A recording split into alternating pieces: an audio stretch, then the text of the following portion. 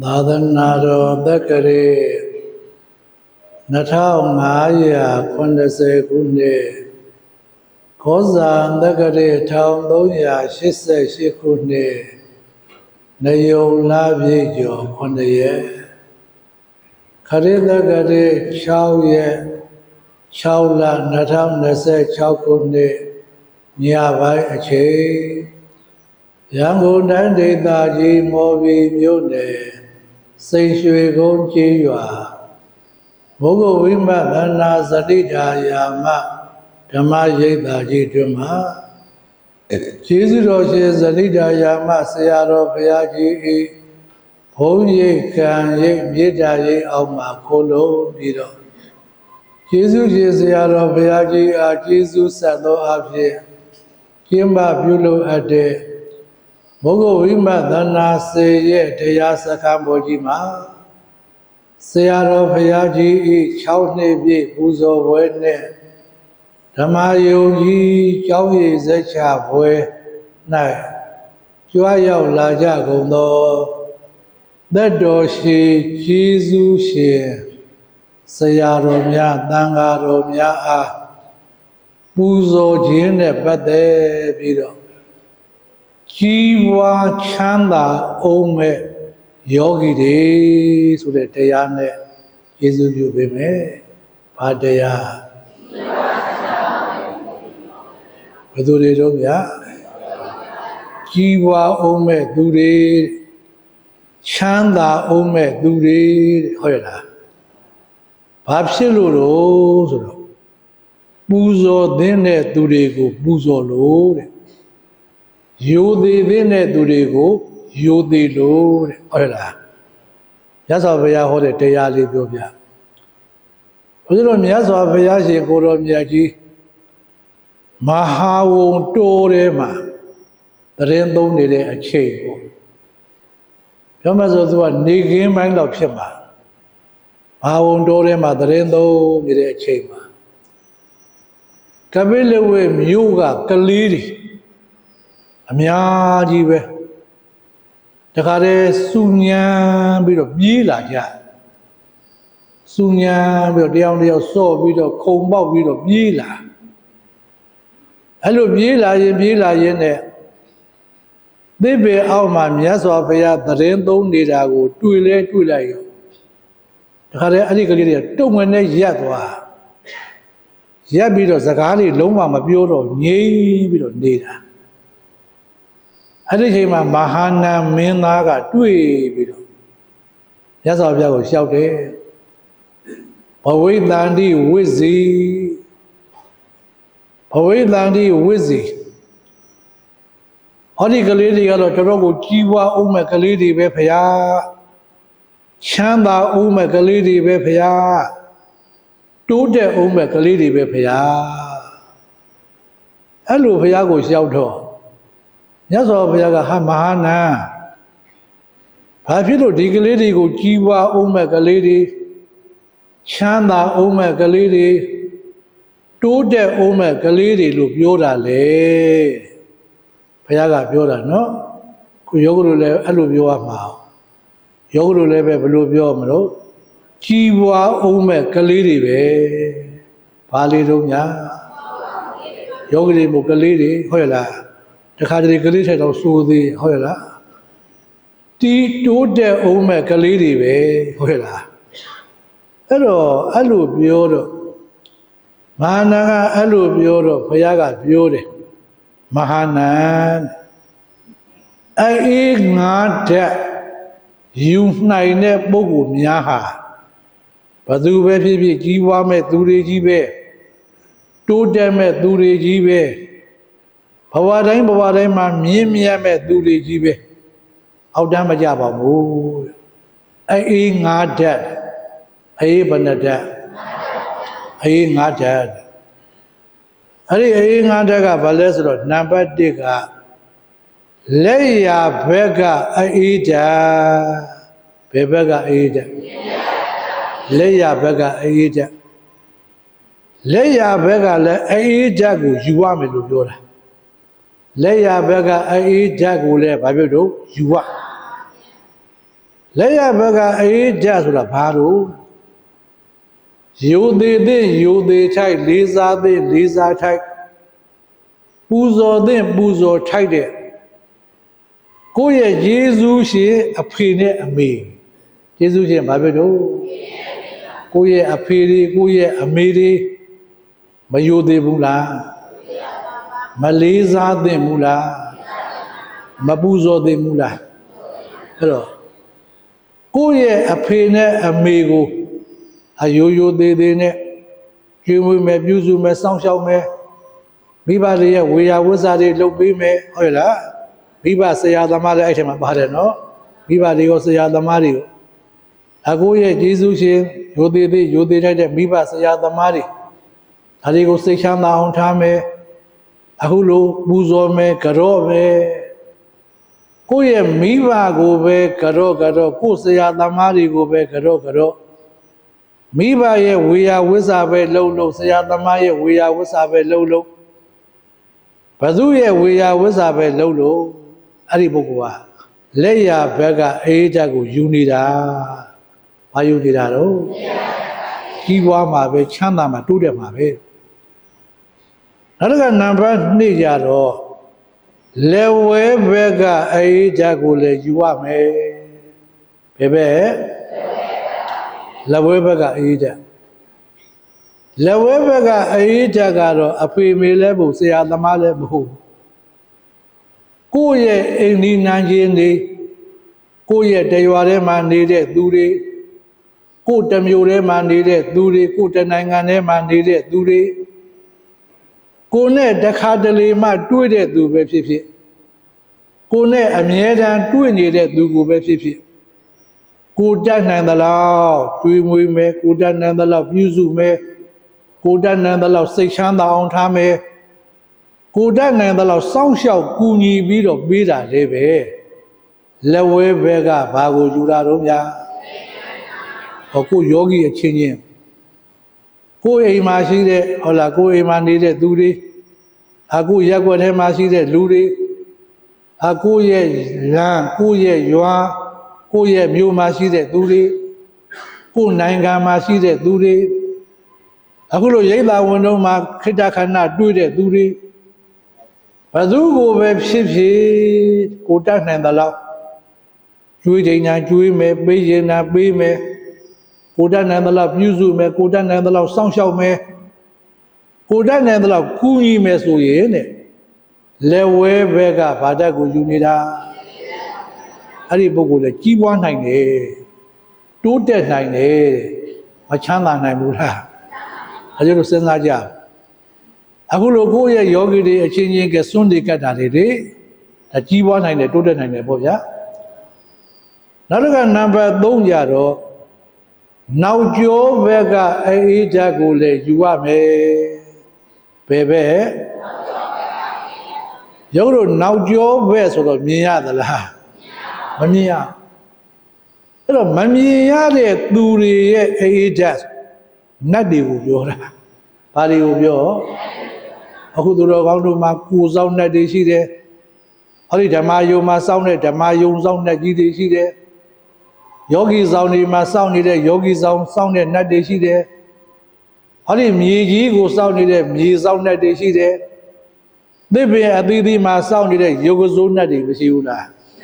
နတ်တွေအများကြီးပဲအခုလိုကုသိုလ်ကောင်းမှုတွေလုံတိုင်းနတ်တွေကိုအမျှဝေမယ်အဲ့ဒီကုသိုလ်ကောင်းမှုတွေလုံတိုင်း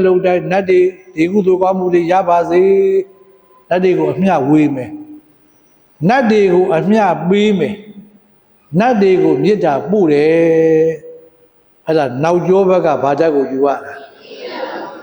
ဒါဒီမှရောနတ်တွေကိုမေတ္တာပို့မှကုသိုလ်ကောင်းမှုလုံတိုင်းနတ်တွေကိုအမျှဝေမှကိုလှုပ်တဲ့ကုသိုလ်ရဲ့အဖို့ပါကကိုနတ်တွေကသာဓုခေါ်မှာကျတို့ဘယ်နတ်ပဲဖြစ်ဖြစ်သမ္မာဒိဋ္ဌိနတ်မှန်ရဲ့ကုသိုလ်လှုပ်တိုင်းသာဓုခေါ်တယ်နော်သူသာဓုကိုအင်မတန်မမောကြဘာဖြစ်လို့စဉ်းစားကြဒီကုသိုလ်ရဲ့အဖို့ပါကကိုသာဓုခေါ်နိုင်မှသူတို့ကကုသိုလ်ရဲ့အဖို့တွေသူကရသွားတာ ကုသိုလ်ရဲ့အဖို့ဘာကတွေရမှသူတို့ကတကိုးတွေပူကြည့်သွားတာဘာတွေပူကြည့်သွားနေစရာဗိမာန်တွေကပူကောင်းသွားတယ်စားစရာနတ်ဩဇာတွေကပူပြီးတော့ကောင်းသွားတယ်တကိုးတွေကပူပြီးတော့ကြည့်သွားတော့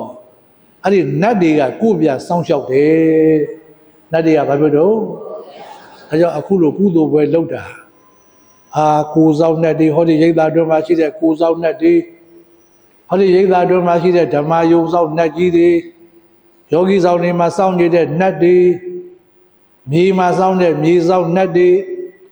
သစ်ပင်အသီးသီးမှာရှိတဲ့ယုတ်ကစိုးနတ်တွေကိုဒီကုသိုလ်ရဲ့အဖို့ဘာကတွေကိုရပြီးတော့ဘုံတကိုးတွေကြီးစေချင်တာနော်ဒါဘယ်ဘက်ကဘာနောက်ကျောဘက်ကအေးကြကိုရအောင်အဲ့ဒီနောက်ကျောဘက်ကအေးကြကိုရအောင်ယူနိုင်တဲ့ပုဂ္ဂိုလ်မျိုးလည်းပဲကြီးပွားအောင်ပါပဲတိုးတက်အောင်ပါပဲချမ်းသာအောင်ပါမချမ်းသာဘူးလားနောက်တစ်ခါနံပါတ်4ကြတော့အောက်ဖက်ကအေးကြကိုလည်းရအောင်ယူဘယ်ဘက်ကအောက်ဖက်ကဆိုတော့ရုပ်တို့လူတွေလိုပြောရင်တော့အကိုရဲ့သားသမီးတွေဟုတ်လားကိုယ်အိမ်မှာရှိတဲ့ကျွန်းတွေအလုံသမားတွေအတရိစ္ဆာန်တွေအဲ့တော့ကိုယ်အိမ်မှာရှိတဲ့သားသမီးကိုပဲဖြစ်ဖြစ်အလုံသမားတွေကိုပဲဖြစ်ဖြစ်တရိစ္ဆာန်တွေကိုပဲဖြစ်ဖြစ်ဟောစိတ်ချမ်းသာအောင်ထားမယ်အကိုတတ်နိုင်သလောက်ကျွေးမယ်ပြုစုမယ်စောင့်ရှောက်ပေးမယ်ကိုတတ်နိုင်သလောက်စိတ်ချမ်းသာအောင်ထားပေးမယ်ဆိုရင်လည်းပဲသူတို့နဲ့ပတ်သက်ပြီးတော့ကိုယ်မှာကုသိုလ်တွေမရဘူးလားဘယ်ဘက်ကအေးတဲ့ရအောင်ယူပါအောက်ဘက်ကအေးတဲ့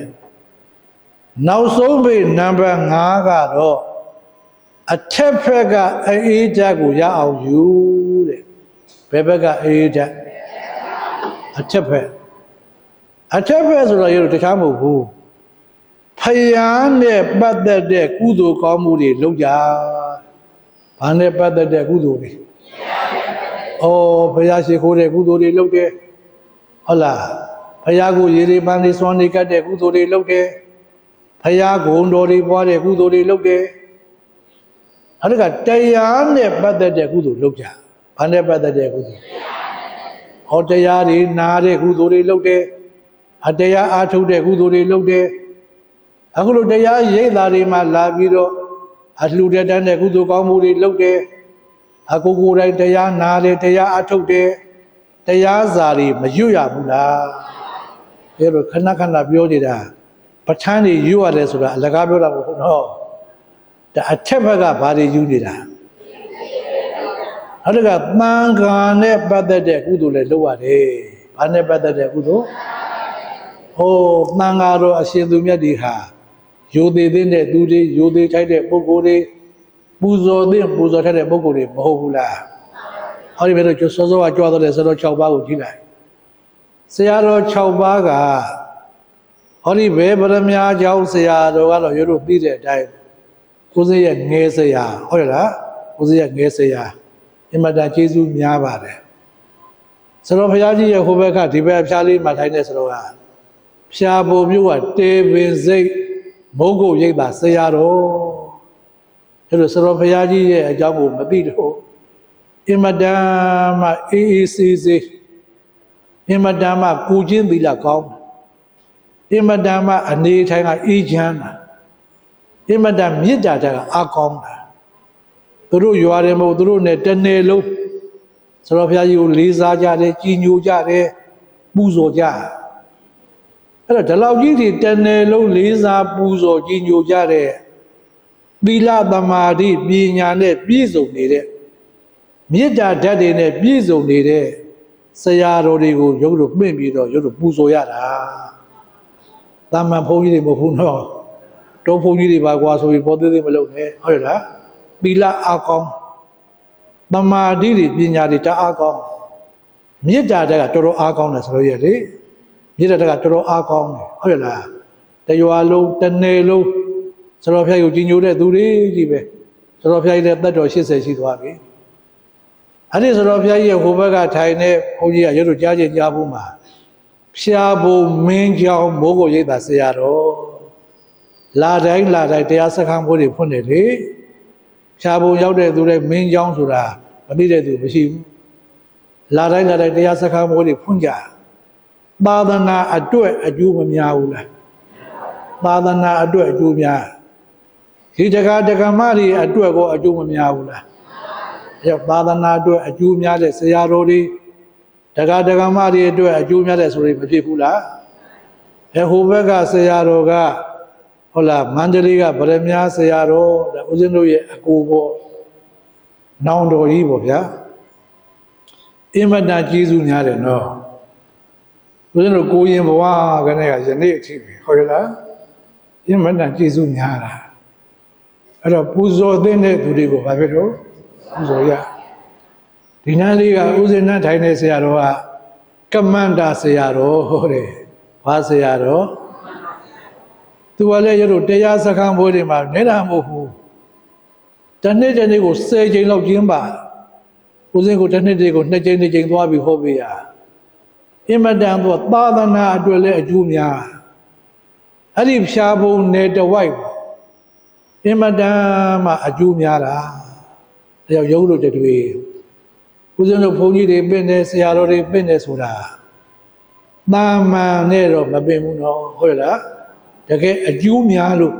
ဘာဖြစ်တာတော့ပူဇော်သင်းလို့ပူဇော်တာဟုတ်လားပူဇော်ထိုက်လို့ဘာဖြစ်တော့ဟောနတ်ဘာလည်းကြွလာလိမ့်မယ်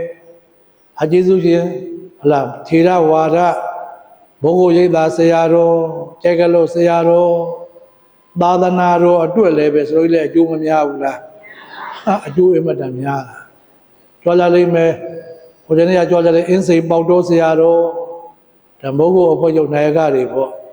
အခုကြီးကုန်းဆရာတော်ဒေါက်တာတွေဦးစင်းသင်ငယ်ချင်းတွေခွဲလားအဲ့တော့ပြောချင်တာကသာသနာအတွက်အကျိုးများတဲ့ဆရာတော်တွေကတကယ်ပူဇော်သင့်တယ်နော်တကယ်ဘာဖြစ်လို့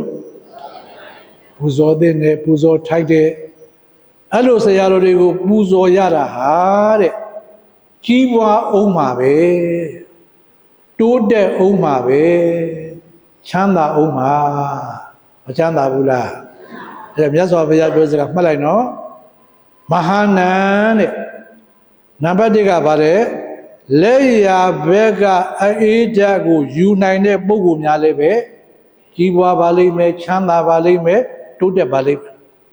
လက်ရာဘက်ကအေးဓာတ်ဆိုဘာနဲ့ပါမိဘဆရာသမားကိုယ့်ရဲ့အဖေအမေတွေကိုစိတ်ချမ်းသာအောင်ထားမယ်ကိုယ့်ရဲ့ဆရာသမားတွေကိုစိတ်ချမ်းသာအောင်ထားမယ်ကိုယ့်ရဲ့အဖေအမေတွေကိုရည်စူးပြီးတော့ကုသိုလ်ကောင်းမှုတွေလုပ်ပေးမယ်ကိုယ့်ရဲ့ဆရာသမားတွေကိုရည်စူးပြီးတော့ကုသိုလ်ကောင်းမှုတွေလုပ်ပေးမယ်ဆိုတော့ဘုရားကြီးရဲ့6နှစ်ပြည့်ပူဇော်ပွဲဆိုတာဦးဇင်းတို့ရဲ့ဆရာသမားယောဂတို့ရဲ့ဆရာသမားမဟုတ်ဘူးလားယောဂတို့ရဲ့ဆရာသမားပဲဟုတ်လားဒါပူဇော်ပွဲလုပ်ပေးတာဒါလက်ရဘက်ကဘာလုပ်တာတော့အေးဓာတ်ကိုယူနေတာဟုတ်လားကြီးပွားမှာပါတိုးတက်မှာပါမတိုးတက်နိုင်ဘူးလားအဲတော့လောကစကားရှိတယ်လေကျေးဇူးရှိတဲ့သူကိုကျေးဇူးမမေ့ကောင်းဘူးကျေးဇူးရှိတဲ့သူကိုဘာဖြစ်တော့စောစောကကြွလာတဲ့ဆရာတွေအကုန်လုံးဦးစင်းပေါ်မှာကျေးဇူးရှိဘူးတဲ့ဆရာတွေကြီးပဲဟုတ်ရလားအကုန်လုံးကျေးဇူးတွေရှိကြတာဒါကြောင့်ယောဂတို့ပြောချင်တာကကျေးဇူးရှိတဲ့မိဘကျေးဇူးရှိတဲ့ဆရာသမားတွေရဲ့ကျေးဇူးကိုသိပြီးတော့အလှူတဲ့တန်းတဲ့ကုသိုလ်တွေလုပ်မယ်အလဲဟုတ်ချပြီးတော့ရှ िख ိုးတဲ့ကုသိုလ်တွေလုပ်မယ်အဝေယဝိဇ္ဇကုသိုလ်တွေလုပ်ပေးမယ်ဆိုရင်ဘဝတိုင်းကြီးပွားမယ်ချမ်းသာမယ်တိုးတက်မှာတဲ့နော်ဘုရားမဟောဘူးလားအဲ့ဒါကဒုတိယကပါတယ်လက်ဝဲပဲဘယ်ကိုယ့်ရဲ့ရရွာထဲမှာအတူနေတဲ့သူတွေအခိတခဏတူးတဲ့သူတွေကိုယ်ချင်းတွေပေါ့ဗျာကိုယ်ချင်းတွေကိုကိုတန်းနေတော့ကျွေးမယ်ပေးမယ်ကိုတန်းနေတော့ပြုစုမယ်စောင့်ရှောက်မယ်ဆိုရင်လည်းပဲမကြီးပွားနိုင်ဘူးလားမတိုးတက်နိုင်ဘူးလားနံပါတ်3ကပါနောက်ကျောပဲဘယ်နောက်ကျောဘက်ဆိုဘာပြောနတ်တွေကိုပြောတာနတ်တွေလည်းမေ့မထားနဲ့နတ်တွေလည်းဘာဖြစ်လို့ကိုယ့်ရဲ့ကိုယ်ဆောင်တဲ့တွေအိမ်ဆောင်တဲ့တွေဝင်းချမ်းဆောင်တဲ့တွေယုဂစုနဲ့တွေသာသနာတော်ဆောင်တဲ့တွေ အဲ့ဒီနတ်တွေကိုလည်းပဲမြေတာတွေပို့အမြတွေဝေးနတ်တွေကိုကုသိုလ်လုပ်တဲ့အမြတွေဝေးတာကလည်းပဲကြီးပွားနိုင်တယ်တဲ့ချမ်းသာနိုင်တယ်မတိုးတက်နိုင်ဘူးလားနောက်ဆုံးပြီးနံပါတ် 4ကဘာလို့အောက်ရကိုယ့်ရဲ့တပည့်တွေကိုယ်အိမ်မှာရှိတဲ့အလုသမားတွေကိုယ်အိမ်မှာရှိတဲ့သားသမီးတွေကိုယ်အိမ်မှာရှိတဲ့တိရစ္ဆာန်လေးတွေဘုရားလို့ဆိုရင်ကိုယ့်ရဲ့တပည့်တွေသူတို့ကိုစိတ်ချမ်းသာအောင်ထားပေးမယ်သူတို့ကိုတတ်နိုင်သလောက်ကူညီစောင့်ရှောက်ပေးမယ်ဆိုရင်လည်းပဲကြီးပွားတိုးတက်မှုတွေမရနိုင်ဘူးလားအဓိကကတော့အထက်ဘက်ကအေးတာဘယ်ဘက်က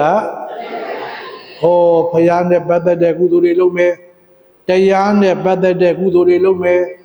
သံဃာနဲ့ပတ်သက်တဲ့ကုသိုလ်ကောင်းမှုတွေလုပ်မယ်ဆိုရင်တော့အေးဓာတ်တွေအများကြီးရမှာနော်ဒါတွေပို့ပြီးတော့မကြီးပွားနိုင်ဘူးလားမတိုးတက်နိုင်ဘူးလားမချမ်းသာနိုင်ဘူးလားမြတ်စွာဘုရားပြောတဲ့စကားမှတ်လိုက်နော်အဲ့ဒီလိုတဲ့အေးကြ9ရက်အထူးသဖြင့်ကတော့မိဘဆရာသမားနဲ့ဘုရားတရားသံဃာပေါ့နော်အဲ့တော့အကုန်လုံးပြောရင်တော့အဲ့ဒီအေးကြ9ရက်ကိုယူနိုင်တဲ့ပုဂ္ဂိုလ်များဟာဘယ်ဘဝပဲရောက်ရုံညံ့တဲ့အကျိုးတွေမပြီးတော့ပါဘူးတဲ့မကောင်းတဲ့အကျိုးတွေမပြီးတော့ပါဘူးတဲ့ကောင်းကျိုးတွေပဲရတော့မှာပါဘာပဲရတော့မှာမြင့်မြတ်တဲ့ကောင်းကျိုးတွေမရနိုင်ဘူးလားအဲကြောင့်သူတော်ကောင်းတို့လည်းပဲအခုလိုပူဇော်တဲ့ပူဇော်ထိုက်တဲ့တကယ်သာသနာအတွက်ကျေးဇူးများတဲ့ဆရာတော်တွေကိုပူဇော်ရတဲ့ကုသိုလ်တွေနတ်ဖန်ကလည်းပဲပူဇော်တဲ့ပူဇော်ထိုက်တဲ့သာသနာအတွက်ကျေးဇူးများတဲ့ဆရာတော်တွေကိုပူဇော်ရတဲ့ကုသိုလ်တွေလှူအပ်တဲ့ရတဲ့ကုသိုလ်တွေဟာပေါ်သေးသေးကုသိုလ်မဟုတ်ဘူးနော်ပေါ်သေးသေးကုသိုလ်ဟုတ်ရဲ့လားတနည်းအားဖြင့်ပြောရင်ဒါကဘာလဲပြီးတော့သက်ကိစ္စကုသိုလ်လို့ခေါ်တယ်ဘာကုသိုလ်တော့စုမတောင်းမဲနဲ့ရနိုင်တဲ့အကျိုးတွေရရောက်တော့ခဏခဏကြားဘူးတဲ့အဘိဝါဒနာသီလိတ္တနေသံဝုဒ္ဓပစာယိနောစတ္တာရောဓမ္မဝုဒ္ဓန္တိအာယုဝေနောဒုက္ခံပလံအဘိဝါဒနာသီလိတ္တနေသံဝုဒ္ဓပစာယိနောဆိုကိုယ့်တဲ့အသက်အားဖြင့်ကြီးတဲ့သူတွေကိုယ့်တဲ့ဂုဏ်အားဖြင့်ကြီးတဲ့သူတွေကိုယ့်တဲ့သီလသမာဓိပညာအားဖြင့်ကြီးတဲ့ပုဂ္ဂိုလ်တွေကိုကြီးတဲ့ဆရာတော်တွေကိုအခုလိုပူဇော်ရတဲ့ကုသိုလ်တွေဟာတဲ့အာယုဆူတောင်းစရာမလိုဘူးဘဝတိုင်းမှာအသက်ရှည်မယ်ဘဝတိုင်းဘာဖြစ်တော့ရောက်ယောဂတို့ဒါတွေကိုစတော်တွေပူဇော်ခိုင်းတာအဲ့ဒါနော်ကုသတို့လည်းပူဇော်တယ်အဲ့ဒါပဲဘဝတိုင်းဘာဖြစ်စေနိုင်တော့ဝဏဘဝတိုင်းရုပ်လှမှာဘဝတိုင်းဒုက္ခဘဝတိုင်းကိုရောစိတ်ကိုချမ်းသာမှာဘဝတိုင်းဘာဖြစ်တော့ဘလဘဝတိုင်းကိုအောင်ညာအောင်မကောင်းဘူးလားဒါတွေမကောင်းဘူးစောစောပြောတဲ့စကားလေအဲ့ဒီလိုရိုသေတဲ့သူကိုရိုသေမယ်လေးစားတဲ့သူကိုလေးစားမယ်ပူဇော်တဲ့သူကိုပူဇော်မယ်ဆိုရင်အဲ့ဒီပုဂ္ဂိုလ်မျိုးဟာဘယ်တော့မှယုံညံ့တဲ့ဘဝမျိုးတွေမရောက်တော့ဘူးဘယ်တော့မှအောက်တန်းကြတဲ့ဘဝမျိုးတွေမရောက်တော့ဘူးမြင့်မြတ်တဲ့ကောင်းကျိုးတွေရမှာအကောင်းဆုံးအကျိုးတွေမရနိုင်ဘူးလားအဲတော့ယနေ့ယခုပူဇော်ရတဲ့ကုသိုလ်တွေနတ်ဖန်ကမနဲ့မှာပူဇော်ရတဲ့ကုသိုလ်တွေကြောင့်အလုံးသောတရားမပေါင်းသူတော်ကောင်းတွေနိဗ္ဗာန်ရောက်တဲ့အထိဘဝတိုင်းကောင်းကျိုးချမ်းသာတွေအမြင့်ဆုံးအမြတ်ဆုံးရနိုင်ကြပါစေကုန်သတည်း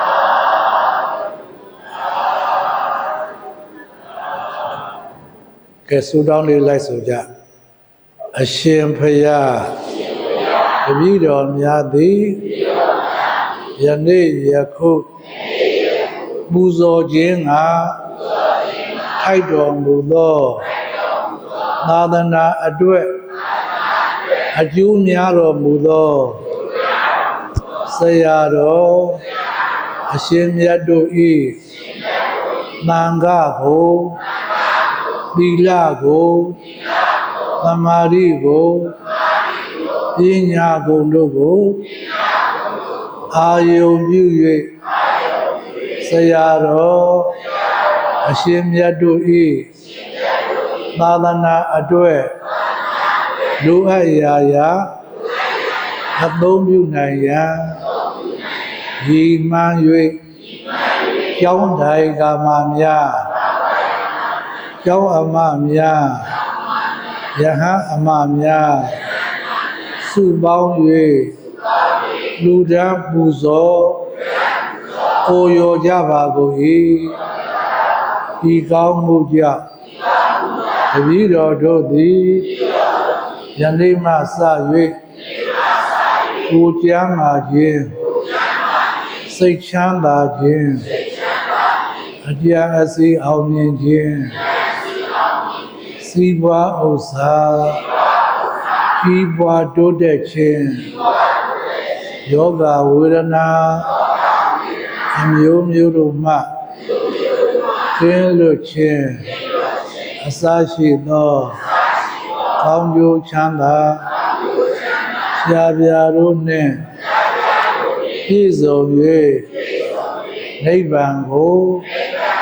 လင်းမြန်စွာရောက်ရပါလို၏အရှင်ဘုရားဤကောင်းမှု၏ဥပါကကိုမိဘဘိုးဘွားဆရာသမားတို့အားအစထား၍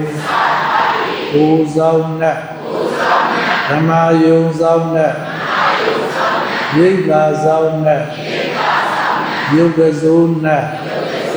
သာသနာတော်ဆောင်နဲ့အစရှိသောအားလုံးသောပုဂ္ဂိုလ်အပေါင်းတို့အားအမြဝိဝေငါပါကုန်၏အမြရကြ၍ဘုစိတ်နှဖျားကျမ်းမာချမ်းသာကြသည်ဖြစ်ကြပါစေကုန်သော